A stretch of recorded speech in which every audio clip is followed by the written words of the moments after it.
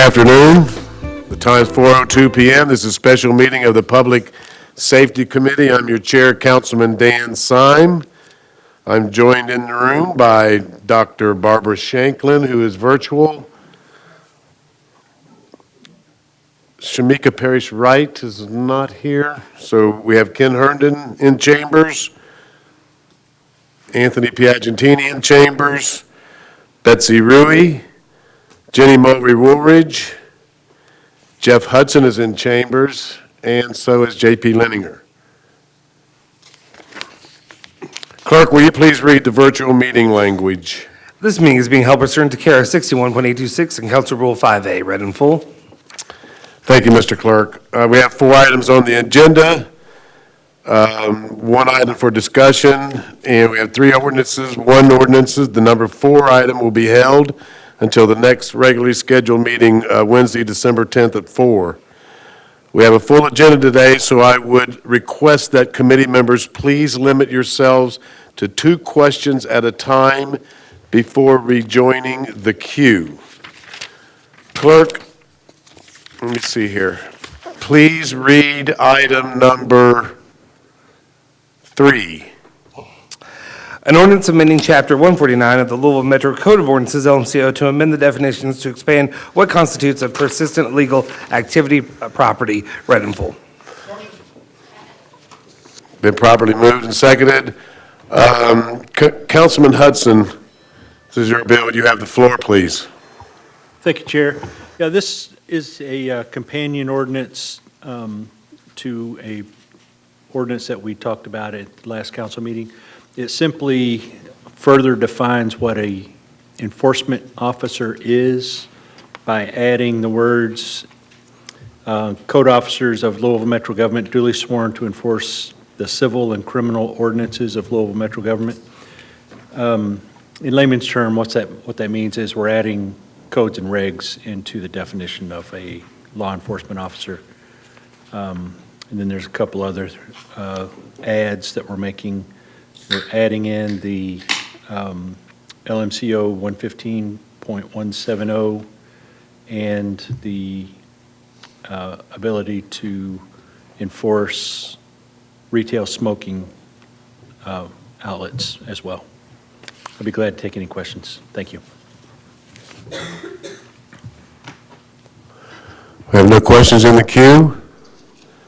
Everybody satisfied? This is a voice vote? A roll call vote. Please open the rolls. Committee Member Shanklin.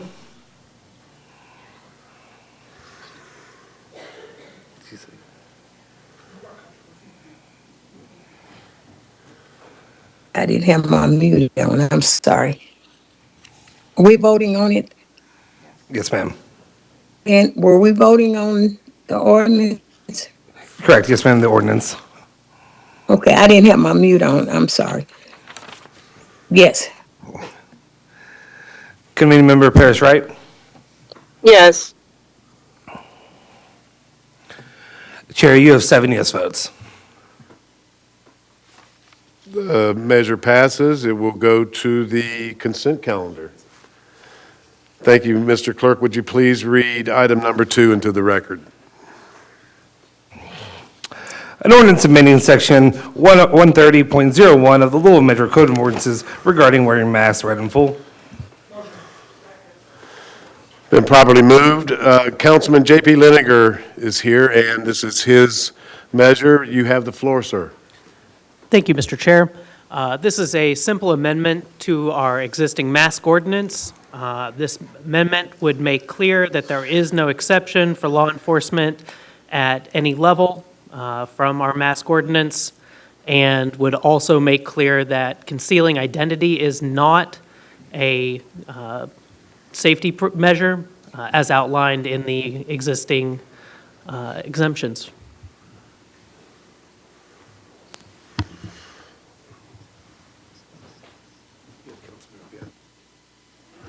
I don't have. We have speakers, Councilman Piagentini. Thank you, Mr. Chair. I'm going to be opposed to this for really probably a couple layered reasons. First and foremost, I would argue it seems to me, I don't know people's motivations, they could speak for themselves, but we have no jurisdiction over state or federal law enforcement officers who operate under their legal jurisdictions, right? I'm not talking about when they're private citizens walking through Louisville like everybody else, under which they would be subject to this ordinance. The ordinance makes no exceptions, actually, for any law enforcement currently. So it seems this is for political purposes or to make a political point, which is fine. We can write things that make political points, but I'm more interested in taking action. So to come to the substance of my two disagreements, one is the reason this is happening. So about, it might have been 5 years ago now, but right around the time post the protests and riots and all the difficulties we had here in Louisville, we had Louisville Metro employees that were doxxed. We had, and not just LMPD officers, although it did include LMPD officers, Parks Department employees who were trying to clean the park across the street, had their IDs, pictures taken of their IDs, their home addresses put out in public. They were terrorized at their homes with their families, some of which had to relocate for the safety of their own persons as well as their families. And I sponsored a bill to make doxing illegal. I drafted it in a way that was constitutionally sound. Other jurisdictions have passed laws like that, and that vote failed at this council. So if colleagues of mine want to address the underlying problem here in Jefferson County that caused, and even during that, by the way, our law enforcement officers and others, they didn't conceal their identity. They just had to deal with the fallout of being terrorized at home. And yet, elected officials in this body said that protecting them wasn't important. So if we want to first prioritize protecting our own employees, who we pay through our budget, who we are supposed to help defend, then I'm glad to discuss ensuring that public employees that we have jurisdiction over only, frankly, don't hide their identity, albeit that's not been an issue here in Louisville. And then, well, let me, I had a third point and I should have wrote it down, because as usual, my brain goes a little wonky. But, well, I'll leave it at that. I know I've got my colleague in the queue. I'm sure it'll come back to me. But, yeah, I'll leave it at that for now. Thank you. Thank you, Councilman. Councilman Langer, please. Yes, thank you, Mr. Chair. I'll give Councilman Piagentini a moment to recover. Thank you. When we talk about the jurisdiction of local laws over state and federal law enforcement officers, I think it's important that we, again, remember that this is a prohibition that applies to the entire community. We have a mask ban in place that the mayor says that he intends to enforce. My colleagues in the chamber may have differing opinions on how well the mayor is enforcing that, but it is on the books. That is a law we have passed here in Jefferson County. It is a law that the mayor has affirmed that he wants to enforce.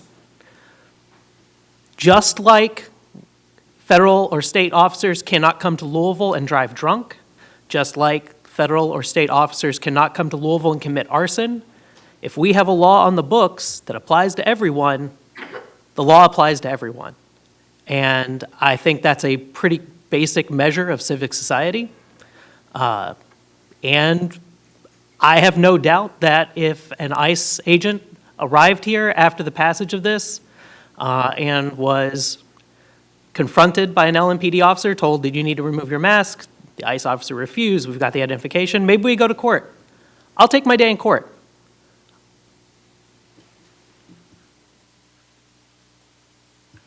Councilman Piagentini, please. Thank you. I remembered my extra point.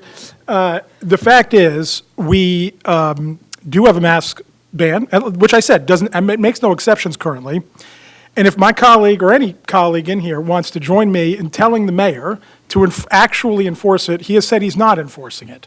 So, and as evidenced by that, and would join me, we actually, through the office of the council president, have jurisdiction over this building. We do not have jurisdiction over the building across the street, but we can dictate rules within this building.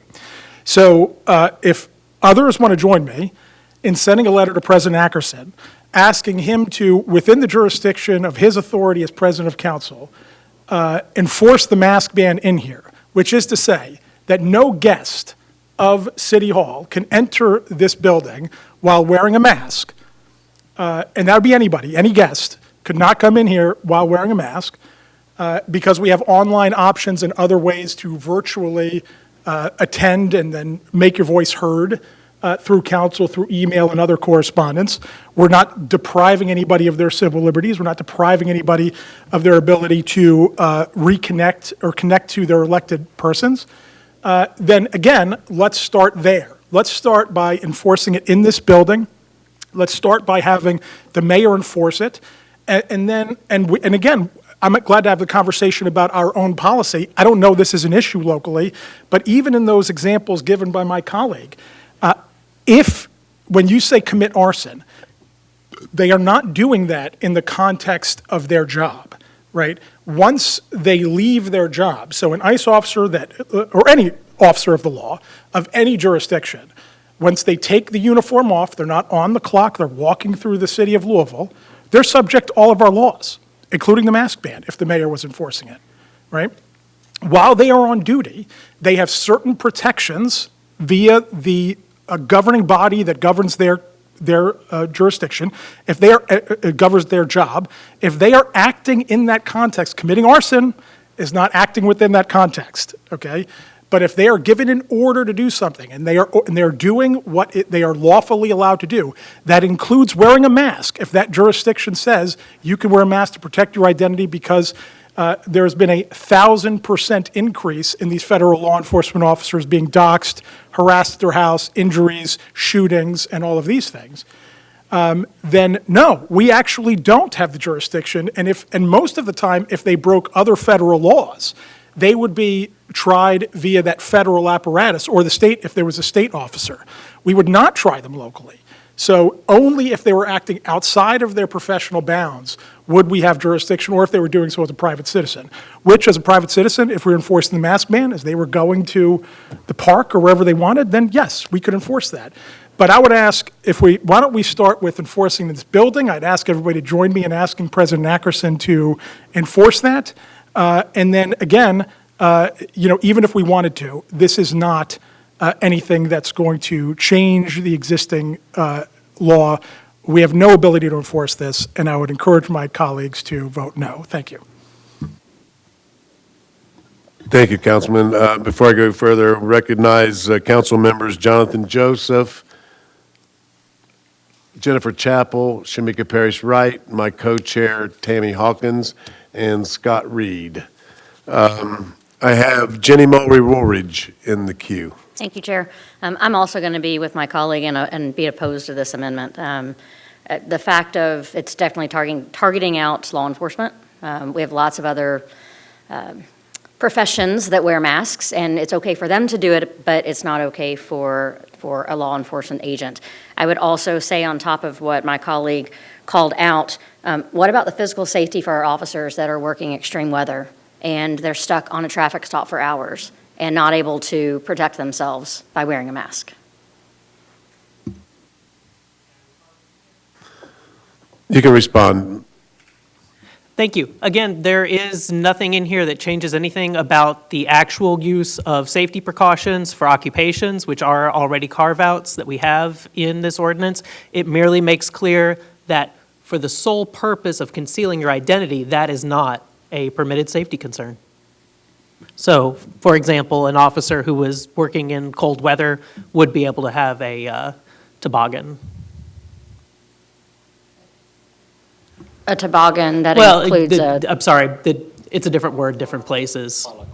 A balaclava, yeah. just making sure that they can protect Yes. themselves with their face and being able to breathe. Yeah, Again, we have occupational safety concerns are already a carve-out. That's why there is a specific portion of this amendment that makes clear that concealing your identity is not a permitted safety concern. Next, we have Councilman Herndon, please. Yes, sir. Thank you, Mr. Chairman. I have a question about Mr. Councilman Piagentini. When you bring up the doxing issue, that was before I got here, but are you saying that you would like to have a discussion separate from this, or are you saying you would like to add an amendment to Councilman Leninger's legislation to include a ban on doxing, and if you were successful, would you then vote for his legislation? So, good question. I had 3 issues. That was just one of 3, so it doesn't resolve the other issues. With that said, my point is that just for that one issue, this is completely out of order, right? In other words, but I would not make it as an amendment, just to directly answer your question. It's really 2 separate things. That was a pretty complex piece of legislation, actually, because you have to balance the individual safety needs with your freedom of speech issues. I mean, it's actually quite complicated, but there is some precedent. We were able to draft something. So that would have to be separate legislation. I would never amend it onto, it just wouldn't be germane to this topic to amend it like that. But my point is, as one of my 3 objections, it's going out of order. We're not addressing the safety of our own employees, but we're going to single out, as Councilwoman Mulvey-Woolridge pointed out, just one type of employee of the city. Again, I'm going to ignore state and federal because we have no jurisdiction over them, in that they can't do it.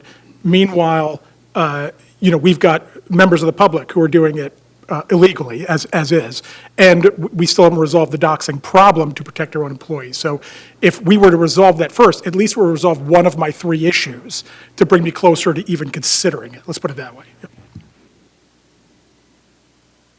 Councilman Leninger? Okay. Councilman Reed, please. Thank you, Mr. Chair. And I'm not a member of this committee, but one thing that Councilman Piagentini did say, which is absolutely true, that is that we have absolutely no jurisdiction over federal officers whatsoever, and I think they would probably laugh at us. So, and the difference between this piece of legislation and the current mask ban, obviously, is that the feds are not part of our mask ban, so we can enforce something that's locally based. So, it just seems to me as though this is kind of pointless because it's not going to go anywhere. Even if we did pass it, the feds wouldn't pay attention to us. So that's all I had to say. Thank you.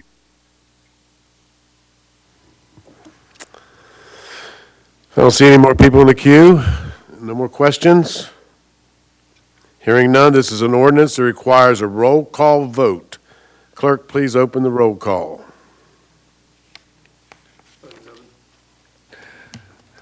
Committee Member Shanklin.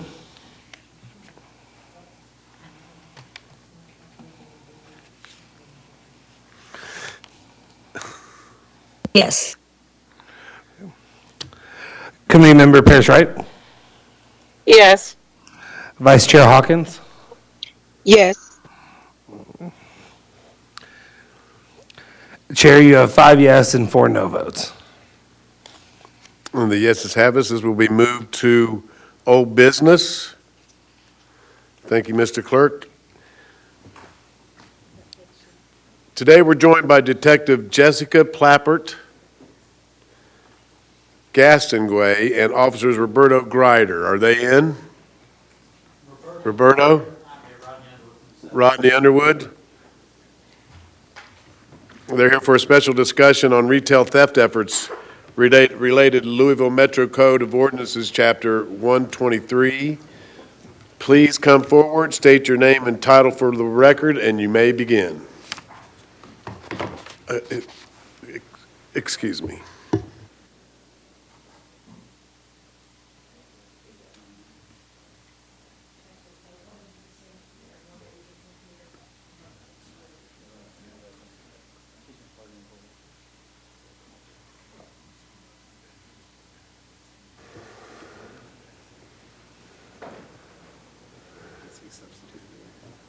Who is he? Is he allowed to do?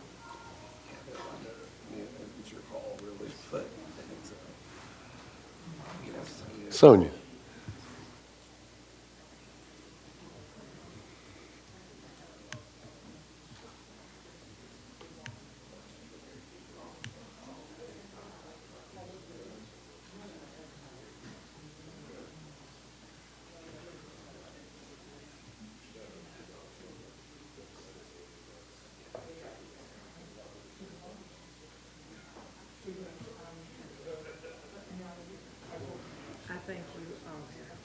I'm waiting on you.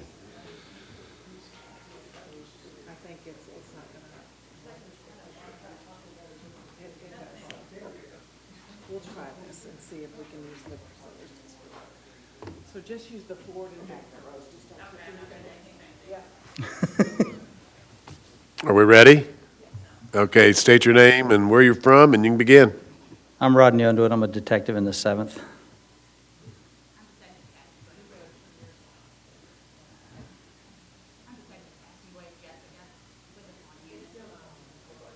Yeah. Now you're on. I'm Detective Castingway, Jessica with the Pawn Unit.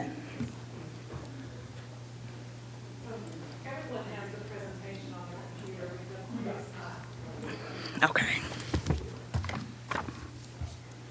Well, here, does that automatically just let me talk straight into it without pushing the button? Okay, I'll switch with you. Stay on that one and it's. Shouldn't work? Okay.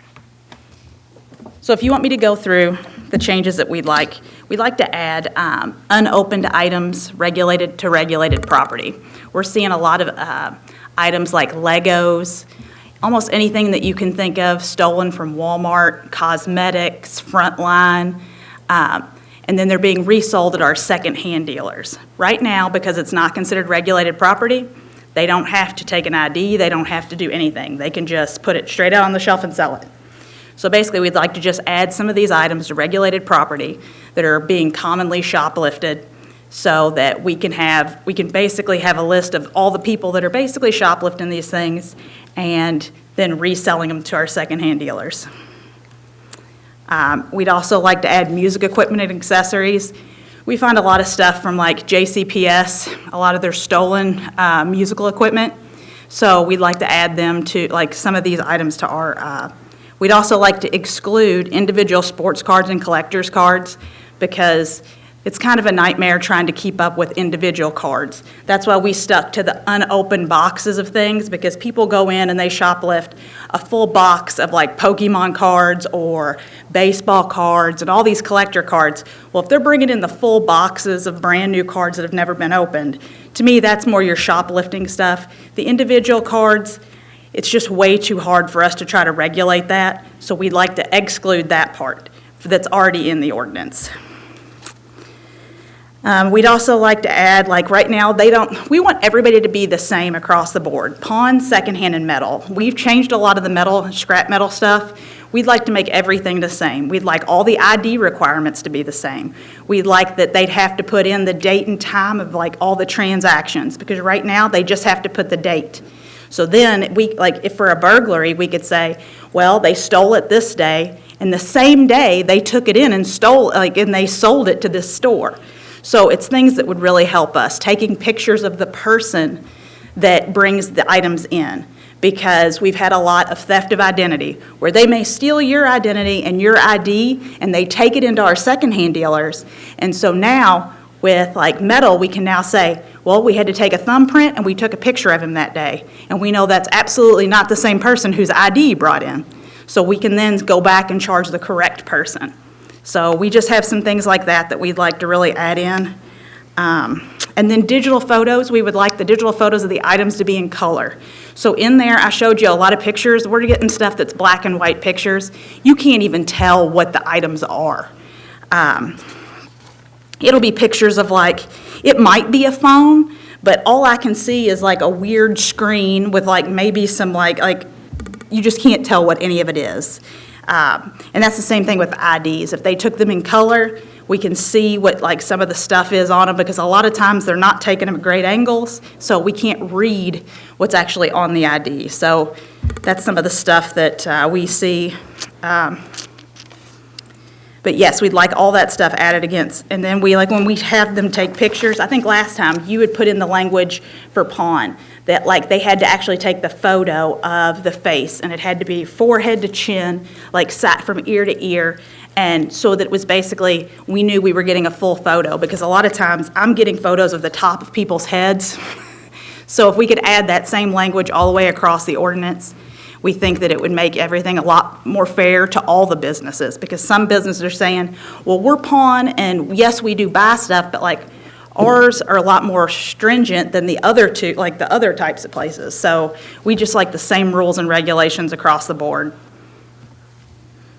And I think you might have something to say, like why we need some of I'm gonna these back it up a little additions. bit. I'm not sure if anybody in here is familiar with wholesale gyms. Anybody familiar with wholesale gyms at all? Wholesale gyms, basically the biggest fence in the state of Kentucky. And it was right on Dixie Highway. Back in March, it took me it was a 2-year investigation we put together where we followed shoplifters, literally sat outside where they were staying at in-town suites, wherever they were staying. We followed them through the city, taking photographs of them going into Kroger's, Walmart, CVS, Walgreens, pick a store. They went in all of them. We took photographs of them going in. We had representatives from all over the country from these businesses with us that contacted inside the store and said, hey, make sure you watch them on video, get good pictures.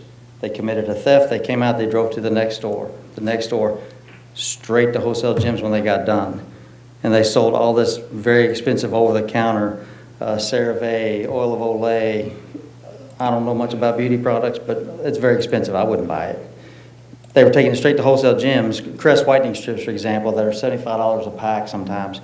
They were stealing 25, 30, 40, 50 of them at a time and selling them for 10 cents on the dollar at a wholesale gym. In March, we did a search warrant there, lasted 3 days. We recovered $1,800,000 in property. All of it secondhand stuff, according to wholesale gym, but it was all brand new in the package, over-the-counter products that were stolen. We have videos, we had pictures of all these people taking this every single day. Several of these people I locked up, I interviewed them. First things out of their mouth, what are you going to do to Jim? Because the ordinance was allowing him basically to take this in. He's listed as secondhand dealer, but it's not secondhand stuff, it's brand new in the package. I mean, it's stolen an hour earlier and taken to him. That's where we need help. The pictures come into play because the black and white photos would be just like what I'm in now, black and white. If we have color photos, we can say that on this date they stole in this outfit, and there they are the same day in the same outfit selling it. That's where the color photos, color video, everything comes into play.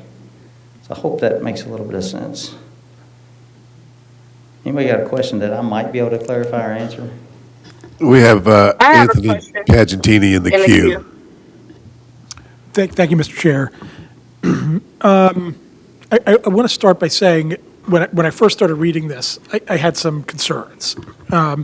Look, we are constantly walking a line of regulating local business, and we do it, right? So, I mean, it's a proper form of local government, right? We regulate local business, but not over-regulating, right? Getting it to the point where legitimate business owners can't operate because we've just created a bureaucracy that you can't operate under.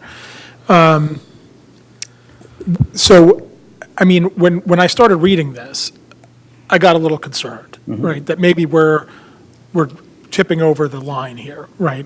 I mean, Legos, I mean, you know, at what point do we say, okay, look, like, we're going to regulate, I mean, copper is a perfect example. There's a massive public problem with copper theft, right? It doesn't just impact the store owner who might that store owner might institute loss prevention tactics, that store owner might shut down shop. We can't shut down shop on the copper, right? It's got to be on that line, on that street.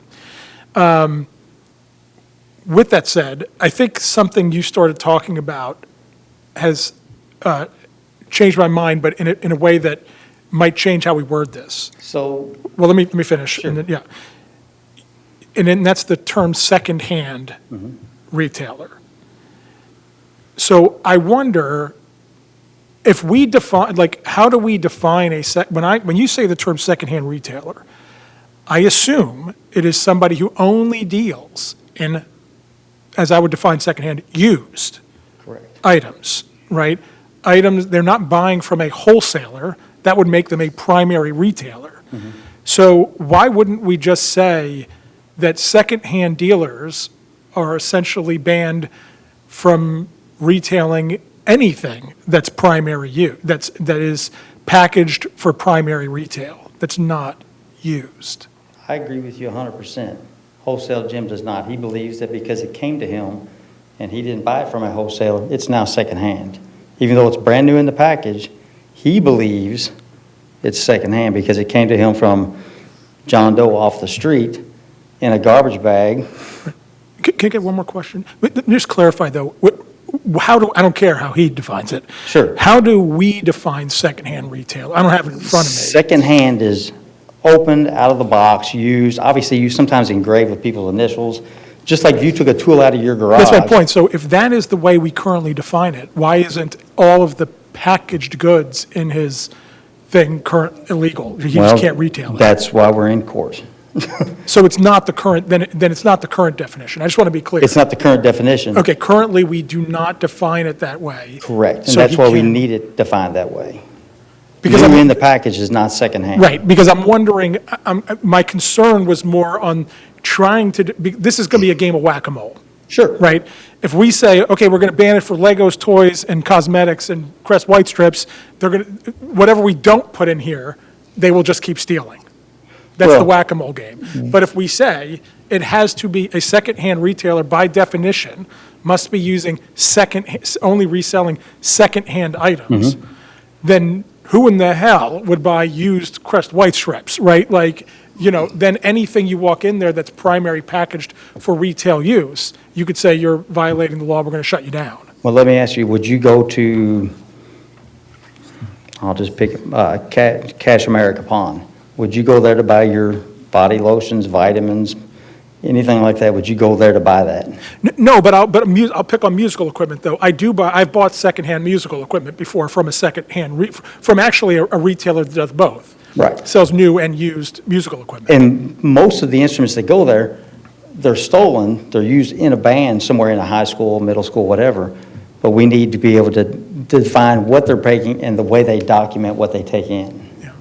Yeah, okay, again, I'll shut up here, but my point is, I think we need to be careful about now defining the items, because if we define this item, they'll just steal that item instead, because we're not going to end up defining everything. We're never going to stop them from stealing. I mean, Right. they're stealing Dyson vacuums, they're stealing, if you Right. put it on a shelf, they're stealing it. Right, so my point is, I would rather say that secondhand dealers, by definition, cannot deal in retail marked products that are unpackaged, right? I mean, that's. Well, and that's why on number 19, when we added any new unopened items, we could put including but not limited to cosmetics, personal health care, hygiene, Legos, toys, sports, and collectible cards, and products for animal health and safety. So for me, I thought that any items that were new and unopened, but we were highlighting those, but it would be any that include those. So I don't know if we just need to change what 19 looks like. Are you reading the current ordinance? No, that's the one that I sent you all, Oh. an edited one. So that's why I wanted to change 19, so that we could add, like, basically just put in there, because, I mean, even our pawn shops buy things that are, unfortunately, they're like unopened Dysons. Yeah. And the way that we find some of our shoplifting stuff is, I mean, You're kind of getting my point. Like, Yeah. look, here's how normal people live in the real world, right? Normal people live in the real world, but and I've just done this. I bought something, I got it home, didn't unpackage it, I returned it to that store. Okay? Correct. You don't return it, you don't sell it for 10 cents on the dollar to a pawn shop when it's unboxed. That's, by definition, that's not how real human beings Correct. that aren't engaging in illegal activity work, okay? So, yeah, for me, I would more think that we should properly define what secondhand retail, they should not be dealing in primarily in items packaged for retail use from wholesalers, and then say, and then you have to get picture your face, ID, right, on anything that you're dealing in. Right, I mean, it's, and, sort of make it more like, here's the baseline for how your business, operates, and not worry about defining the individual items. Because again, I just have concerns. So anyway, thank you very much, Mr. Chair, appreciate you. Thank you. Councilmember Parrish Wright, please. Thank you, Mr. Chair. I don't know if you formally got to recognize me, but I've been on virtually. Actually, I agree with some of what Councilman Piagentini is saying. As a district that represent a lot of small business owners, a lot of secondhand stores, one of the largest flea markets, I see these things all the time that are unopened. There's estate sales. There's sales where they have these skids that are mystery boxes and skids that have been returned to Amazon and whoever else, Walmart, and then people buy those things, and sometimes they get lucky and find new and unopened items, and so they take those items to try to get monies for them. I just want to know who's the real target, because there's so many opportunities and ways that people can buy these products. I do have concerns with listing them out. Yes, I don't go to the pawn shop to buy Bath and Body Works, but if I saw a gift set in there and I was in the pawn shop to buy something, I would think it's okay to buy it. We're really trying to stop, and I agree, it was said that we won't be able to stop all the thieves. That's a hard thing to do, but let's set something up that's a little more open and connecting to the other ways to sell it, because you got Facebook Marketplace. People sell things on there that are unopened. Who knows where they come from? There's so many opportunities to do that. I just want to know what the real target is here, because I don't think that this legislation really will stop it the way that it's written. I mean, currently, like if you buy something like the pallet stuff, that's through a contract, so that's already an exception. They don't have to, it's usually, the only time for secondhand is if I walk into the store and I sell this to you. I walk into your store and I sell this one item to you, or this 10 items to you. If you were to go and you were to bid on any of these, like the auction sites, and you were to bid on that, currently, you don't have to report any of that because that's part of a contract between you and another business. And also, like business to business, they don't have to report those. So those things are already excluded. So if they're getting their items through those types of ways, then they wouldn't have to do this anyways because the ordinance already excludes it. And this is basically like we're having, like when you have Myers, like we have places that are like loss prevention that are telling us that they're losing thousands of dollars in Legos, and they're taking them to Through the Decades that's right down the street. And they don't have to report them, and they don't have to say, I had all these new Legos brought to me today, and they were brought to me by this person. So they just get to sell stolen items on their shelf to you and me. So that's the things that we're trying to curb, that these people think that they are legitimately allowed to sell items that they should know are stolen. And we don't know another way of trying to change that other than this ordinance.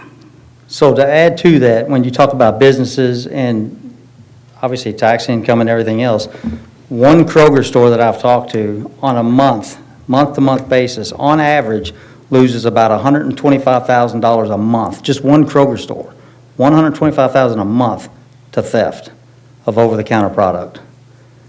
Now, most recently, oddly, meat's becoming a big thing. I've got a case that I'm working now, one guy and one girl responsible for about $9,000 in theft of meat from Meijer. I mean, we're never going to stop theft, but this is my sole job in Jefferson County when I came back from when I came out of retirement. And the amount of cases, to give you an example, a lot of people go, it's just shoplifting. What is just shoplifting? If I go and steal a pack of bubble gum, that's shoplifting. If I'm going to Lowe's every other day or 3 or 4 times a week and stealing $400, $500, $1,000 at a time, that's not shoplifting. That's what we call ORC, Organized Retail Crime, and it's huge. And this ordinance will help us curb that by making people accountable for what they're taking in. And currently, they already have to take their ID, and they're supposed to be taking a picture of the items that they buy. So now we're just basically making them take a picture of the person so that I can know that the person whose ID they brought in is the same person. So we're just trying to make it, and that's a lot of that is identity theft, and us making sure that we're charging the right people because we don't want to charge the wrong people. So if somebody stole your ID and then I see that you have 6 things of like Legos and all this other stuff, I don't want to, like, if I know, it would make me feel a lot more comfortable, because not everybody has the greatest surveillance equipment inside some of these stores, that they took that picture that day and that's who they're saying is the person that came in. And it just makes the detective a little more comfortable taking out some of these charges, especially when you've got some people that you may be working on this person for like a month because they are going every day and stealing stuff. So we just want to make sure that it's the right people too. Could I address one more thing she mentioned? May I readdress? Okay, go ahead. I wanted to address your Facebook Marketplace question. Okay. Facebook Marketplace is my next biggest pain in my rear end. It's horrible. That is probably the biggest fencing thing in the country. I would say 95% of what's on Facebook Marketplace is stolen. There's a guy here in Louisville, I will not tell you his name because it's still an ongoing case, but there's a guy in Louisville, he is known, his last name is Lego, if that gives you any, they have him in their phone. I've got people I've locked up, they show me their contact. His first name and then Lego, that is not his last name. He takes in garage door openers, Legos, every kind of Dysons, anything you can imagine. He takes it, he lives right here in town, he buys it, sells it on Facebook Marketplace. He brags on Facebook Marketplace to being the biggest Milwaukee dealer in Louisville. It's insane the amount of money this guy's making on Facebook Marketplace. Not to mention, I'm sure he's not paying taxes on that. Building a case on a guy that's going to go, hey, I didn't know it was stolen, is real hard to do. 2 years I've been looking at this guy, and I'm still working on him. But Facebook Marketplace, that's the problem. How we address that, I don't know yet. Thank you, Thank sir. you both. I want to solve these crimes too. I just want to make sure anything we do is fair and equitable across the board. That, we thank you for acknowledging the Facebook, because I've seen that be an issue for a lot of people. Sure. And my daughters have bought many cars. I know it's a big mess. Also, there's estate sales and things like that I've seen people participate. As a district that hosts a lot of secondhand shops and things like that, I just want to make sure. And since you said, like, I get it, the picture quality, making sure you're tracking this, making sure that it's equitable across the board so that a small mom and pop business owner doesn't, get treated one way and this guy in the garage selling Milwaukee tools just keep going all day. So I know that your job is complicated and these has a lot of nuances. I appreciate you taking the time to break more of that down for me. Thank you. Thank you. Councilwoman Mother Woolridge, please. Thank you. I do want to say that I've worked with these two for a while, and there's a retail meeting once a month that we try to attend and support and see how we can help solve these. So I would like to take the effort to continue working with them to update potentially the draft of the ordinance as Councilwoman Parrish Wright and Piagentini have said, to make some amendments in there, some adjustments and some exclusions for those that, yes, we're trying to target the bad ones, but we still need some exclusions for those that are getting them fair, whether it be that PO or something to say, hey, I actually got this in the correct manner. So I would like to move forward and continue to work on that so that we can bring it forward to hopefully the next committee meeting. Thank you. Council Member Betsy Ruey, please. Thank you very much. I'd like to echo what Councilor Mulvey Woolridge just said about continuing to work on this, and I'll be happy to work with you. One of the concerns that's brought up by Councilwoman Parrish Wright about people with small things and maybe things that they got through Amazon or whatever is the possibility of maybe showing a receipt or a purchase order or something demonstrating that you did get this legitimately, and providing that would certainly help. I realize that when you're asking for a face and an ID, and you can connect those things together, whether they match or not, and that you're following people, all this stuff goes together to build the case. But it would certainly help if for people who are doing something legitimately, if there's another way to prove that is the case. But I would be happy to work with you all on this and continue this and make this the most effective ordinance it can be. Thank you. Did you want to respond, sir? Please. So if it helps clarify some things, if somebody goes and sells one item or two items, I promise you they do not cross my radar. They don't cross our radar. It's the ones that are selling 75 Crest whitening strips every day. Those are the ones who are not going to have a receipt. Asking them for a receipt, you're just wasting your breath. I mean, it's not going to happen. But if I take something to a pawn shop and I sell it, whether it's from Amazon or whatever, that will never cross somebody's radar because it's just one offense. We track the ones who are going in every day, and some of these people do. They go every single day. That's how they make their living. Well, I say living. That's how they supply their dope habit, because that's primarily what this is driven. 95% of my caseload it's dope. I mean, they steal it, they go sell it, they go get their fix, and they do it again the next day. But the one-time person, that's not the problem. It's the people that are going every day. I've just got to say something. I've seen some of the pictures because I've attended some of your meetings, and Yes. I've seen pictures of pawn shops with, in the back, they have shelves of brand-new Milwaukee tools. Yes. And I mean, we know there's a problem, and it sounds like everybody wants to help fix this thing. Yes. So, and I'll definitely co-sponsor with Councilmember Mulvey Woolridge when y'all come up with the language. So, very informative. Thank you. We want to do what we can to help and help our retailers. We've lost a Walmart on Cane Run Road to theft. Sure. And somebody's got to do something to help these retailers. And thank you for the efforts you guys are doing. Appreciate it. There's no more speakers in the queue. Anybody else have anything to say? No more comments or concerns. We will close, and our next regular committee meeting for safety will be Wednesday, December 10th at 4 p.m. If there are no other matters, this committee stands adjourned.